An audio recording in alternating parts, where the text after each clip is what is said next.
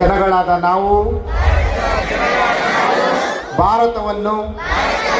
ಒಂದು ಸಾರ್ವಭೌಮ ಸಮಾಜವಾದಿ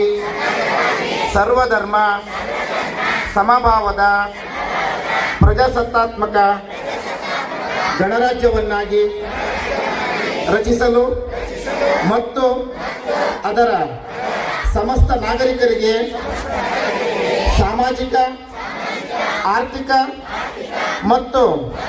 ರಾಜಕೀಯ ನ್ಯಾಯ ವಿಚಾರ ಅಭಿವ್ಯಕ್ತಿ ವಿಶ್ವಾಸ ಧರ್ಮಶ್ರದ್ಧೆ ಮತ್ತು ಉಪಾಸನಾ ಸ್ವಾತಂತ್ರ್ಯ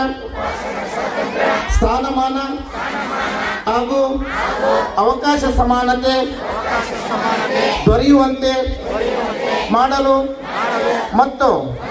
ವ್ಯಕ್ತಿ ಗೌರವವನ್ನು ರಾಷ್ಟ್ರದ ಏಕತೆಯನ್ನು ಹಾಗೂ ಅಖಂಡತೆಯನ್ನು ಸುನಿಶ್ಚಿತಗೊಳಿಸಿ ಅವರಲ್ಲಿ ಭ್ರಾತೃತ್ವ ಭಾವನೆಯನ್ನು ವೃದ್ಧಿಗೊಳಿಸಲು ಶ್ರದ್ಧಾಪೂರ್ವಕ ಸಂಕಲ್ಪ ಮಾಡಿದವರಾಗಿ ನಮ್ಮ ಸಂವಿಧಾನ ಸಭೆಯಲ್ಲಿ 1949ನೇ ನವೆಂಬರ್ ತಿಂಗಳ 26ನೇ